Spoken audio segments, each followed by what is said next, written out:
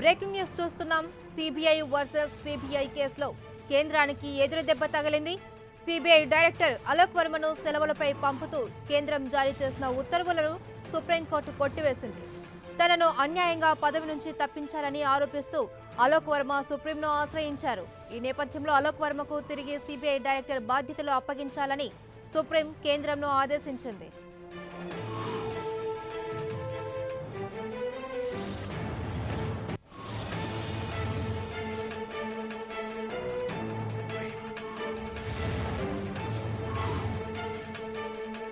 CBI versus CBI కేసులో కేంద్రానికి ఎదురు దెబ్బ తగిలింది.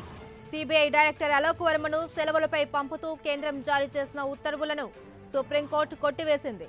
తనను అన్యాయంగా పదవి నుంచి తప్పించారని ఆరోపిస్తూ అలోక్ వర్మ సుప్రీంను ఆశ్రయించారు. ఈ నేపథ్యంలో అలోక్ వర్మకు తిరిగి సిబిఐ డైరెక్టర్ బాధ్యతలు అప్పగించాలని సుప్రీం కేంద్రంను ఆదేశించింది. ఇక దీనికి సంబంధించి మరిన్ని అప్డేట్స్ ఢిల్లీ నుంచి మా ప్రతినిధి గోపికృష్ణ అందిస్తారు.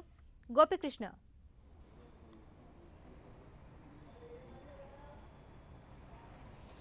సిబిఐ డైరెక్టర్ అలోక్ వర్మ అలాగే సిబిఐ ప్రత్యేక డైరెక్టర్ రాకేష్ అస్థానా వీరిరువురు కూడా ఒకరిపై ఒకరు పరస్పర ఆరోపణలు చేసుకోవడంతో వీరిని బాధ్యతల నుంచి తప్పిస్తూ ముఖ్యంగా సెలవుపై పంపించడం జరిగింది.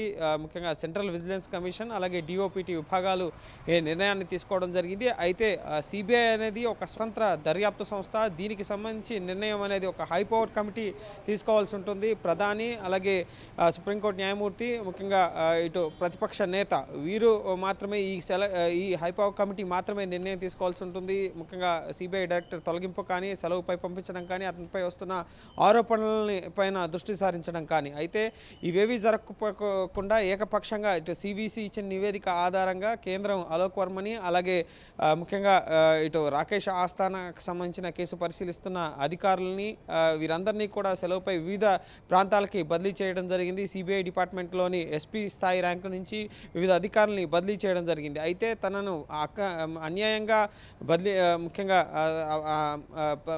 తన బాధ్యతల నుంచి తప్పించారని సెలవుపై పంపించడానికి సవాల్ చేస్తూ అలోక్ వర్మ సుప్రీంకోర్టుని ఆశ్రయించడం జరిగింది. దీనికి సంబంధించి సంజయ్ కౌల్ సుప్రీంకోర్టు న్యాయమూర్తి కొద్దిసేపటి క్రితమే తీర్పును వెలువరించారు. ప్రత్యేక దర్యాప్తు సంస్థకు సంబంధించి, స్వతంత్ర దర్యాప్తు సంస్థకు సంబంధించిన నిర్ణయాలనేవి కేంద్రం జోక్యం చేసుకోకూడదు.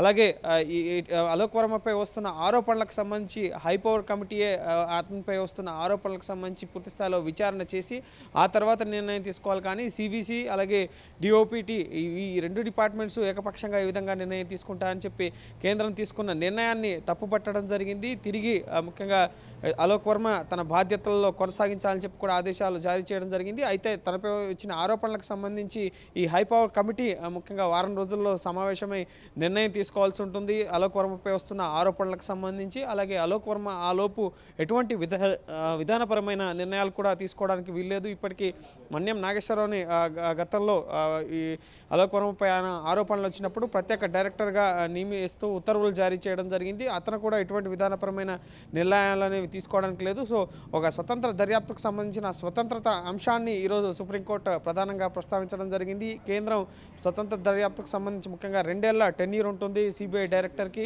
ఈ మరికొద్ది రోజుల్లో అలోక్ వర్మ టెన్యూర్ కూడా పూర్తి కాబోతుంది. అయితే ఇన్ని రోజులు ఏవైతే అతన్ని సెలవుపై పంపిన రోజులు ఉన్నాయో అవి యాడ్ చేస్తారా లేదా అన్న అంశానికి సంబంధించి కూడా మాత్రం సుప్రీంకోర్టు స్పష్టతనివ్వలేదు. కేవలం హై పవర్ కమిటీ మాత్రమే నిర్ణయం తీసుకోవాల్సి ఉంటుంది. ప్రధాని అలాగే ప్రతిపక్ష నేత, సుప్రీంకోర్టు న్యాయమూర్తి వీరి ఆధ్వర్యంలో ఈ కమిటీ ఉంటుంది. ఒకవేళ సిబిఐ డైరెక్టర్ని తొలగించాలంటే వీరి ఆదేశాల మేరకు మాత్రమే పూర్తి స్థాయిలో అతనిపై వస్తున్న ఆరోపణలపైన సమీక్షించిన తర్వాత నిజంగా ముఖ్యంగా అక్రమాలకు పాల్పడ్డా, అవినీతికి పాల్పడ్డా అన్న అంశాలకు సంబంధించి హై లెవెల్ కమిటీ పూర్తిగా అధ్యయనం చేసిన తర్వాత మాత్రమే అతన్ని తొలగించడం కానీ, సెలవుపై పంపించడం కానీ, అతనిపై వస్తున్న ఆరోపణలకు సంబంధించి విచారణకు ఆదేశించడం కానీ చేయాల్సి ఉంటుంది. కానీ అవేవి జరపకుండా ఏకపక్షంగా ముఖ్యంగా కేంద్రం వ్యవహరించింది. రఫేల్ డీల్కి సంబంధించిన అంశాలకు సంబంధించి ముఖ్యంగా కొంతమంది న్యాయవాదులు అలోక్ వర్మకి పూర్తి స్థాయి కేసు డీటెయిల్స్ని ఇవ్వడం జరిగింది. ఈ నేపథ్యంలోనే సిబిఐ డైరెక్టర్ని సెలవుపై పంపించడం జరిగింది. రాకేష్ ఆస్థానాపై వచ్చిన అవినీతి ఆరోపణలకు సంబంధించి కూడా ఇటు రాకేష్ ఆస్థానా గతంలో గుజరాత్ కేడర్కి సంబంధించిన వ్యక్తి. అతన్ని ప్రత్యేక అసలు సిబిఐ డైరెక్టర్ అనేవారు ఒకరే ఉంటారు, కానీ అతనికి ప్రత్యేక బాధ్యతలు అప్పగిస్తూ ప్రత్యేకంగా మోడీ అతన్ని అపాయింట్ చేయడం జరిగింది. గుజరాత్ కేడర్కి సంబంధించిన వారు అందరినీ కూడా సెంట్రల్ గవర్నమెంట్లో వివిధ పోస్టుల్లో పెడుతున్నారన్న ఆరోపణలు కూడా వచ్చాయి. అయితే ముఖ్యంగా ఈ రాకేష్ ఆస్థానా ముడుపులు తీసుకున్నారని చెప్పి అనేక కేసులు కూడా ఫైల్ అయిన పరిస్థితి ఉంది.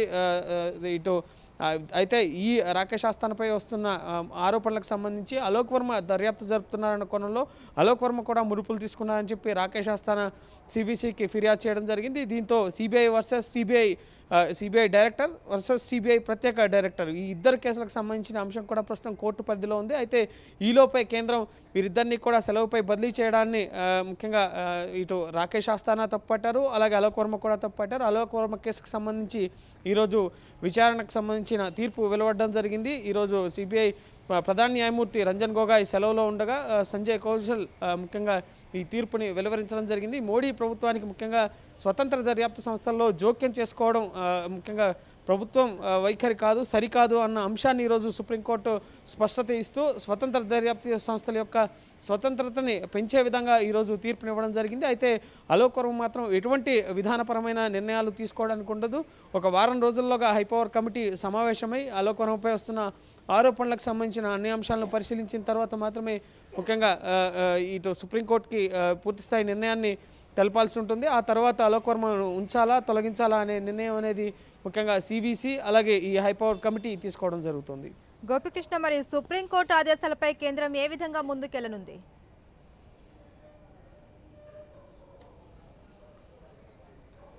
ముఖ్యంగా ఈరోజు సుప్రీంకోర్టు ఇచ్చిన ఆదేశాలకు అనుసారంగానే కేంద్రం వ్యవహరించాల్సి ఉంటుంది. హైపవర్ కమిటీ ముఖ్యంగా అలోక్ వర్మపై వస్తున్న ఆరోపణల్ని సమీక్షించాల్సి ఉంటుంది. నిజంగా ముఖ్యంగా అలోక్ వర్మ అవినీతికి పాల్పడ్డా, కేసుల దర్యాప్తు విషయంలో ముడుపులు తీసుకున్నారా, డబ్బులు తీసుకున్నారని చెప్పి రాకేష్ ఆస్థానా ముఖ్యంగా ఫిర్యాదు చేయడం జరిగింది, సిబిసికి ఫిర్యాదు చేయడం జరిగింది. దీంతో సిబిసి దీనికి సంబంధించి ముఖ్యంగా దర్యాప్తుకి కూడా ఆదేశించడం జరిగింది, అలాగే ఇంట్రాగేషన్ కూడా చేయడం జరిగింది. అలోక్ వర్మకు సంబంధించి ముఖ్యంగా మొయిన్ ఖురేషికి సంబంధించిన కేసులో ఈ ముడుపులు తీసుకున్నారు అన్న ఆరోపణలు ప్రధానంగా రాకేష్ ఆస్థానా చేస్తున్నారు. దీనికి సంబంధించి సిబిసి కూడా ఇప్పటికే దర్యాప్తును కూడా వేగవంతం చేయడం జరిగింది.